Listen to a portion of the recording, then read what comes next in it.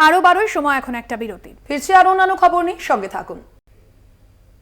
ফিরলাম বিরতির পর, আর এবার যে খবরে নজর রাখবো, সংরক্ষণ বিরোধী আন্দোলন ঘিরে উত্তাল বাংলাদেশ। এবং গত কয়েকদিন ধরে যে ছবি আমরা বাংলাদেশে দেখেছি, রীতিমতো পড়ুয়া পুলিশ সংঘর্ষে রক্তক্ষয়ী পরিস্থিতি। মৃতের সংখ্যা বেড়ে ইতিমধ্যেই হয়েছে 32।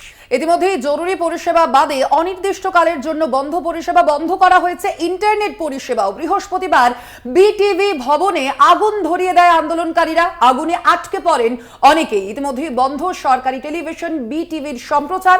সরকারের সঙ্গে আলোচনায় যেতে নারাজ আন্দোলনকারীরা। আপনাদের সামনে যে ছবি তুলে ধরছি, গত কদিন ধরে কিন্তু বাংলাদেশ সহ বাংলাদেশের রাজধানী ঢাকা এবং বেশ কিছু জায়গায় পড়ুয়া এবং পুলিশের মধ্যে খণ্ডযুদ্ধ। বন্ধ এখনো পর্যন্ত ইন্টারনেট পরিষেবা। মৃতের সংখ্যা বেড়ে 32 হয়েছে। অ্যাসাইনমেন্টের দিব্যেন্দু ঘোষ রয়েছেন আমাদের সঙ্গে ফোন লাইনে। দিব্যেন্দুরা, গত কদিন ধরে পড়ুয়া পুলিশ যে সংঘর্ষ, যে রক্তক্ষয়ী পরিস্থিতি বাংলাদেশে, আজকে সকাল থেকে ছবিটা ঠিক কি? এখনো পর্যন্ত মৃতের সংখ্যা কোন জায়গায় দাঁড়িয়ে, কি পরিস্থিতি বাংলাদেশে? যেটা তুমি বললে যে মৃতের সংখ্যা 32, সেটা এই মুহূর্তে এইভাবে বলা মুশকিল। তার কারণ কার্যত বাংলাদেশে ইন্টারনেট কিন্তু স্তব্ধ করে দেওয়া হয়েছে। ফলে যে খবর আসার কথা, অর্থাৎ বাংলাদেশ থেকে যে খবর আসার কথা, সেই খবর কিন্তু অনেক জায়গাতেই বাধা পাচ্ছে, আসছে না।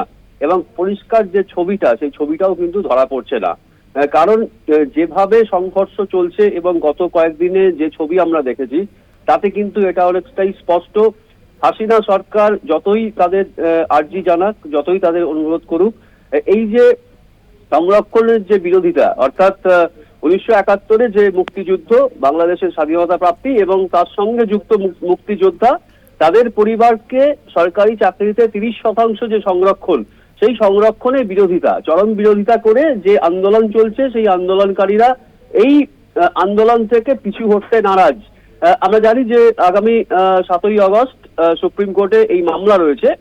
হাসিনা সরকার, বাংলাদেশের প্রধানমন্ত্রী শেখ হাসিনা, তিনি নিজে আর্জি জানিয়েছেন যে অন্তত সুপ্রিম কোর্টে শুনানির পর্যন্ত তারা একটু শান্ত থাকুক।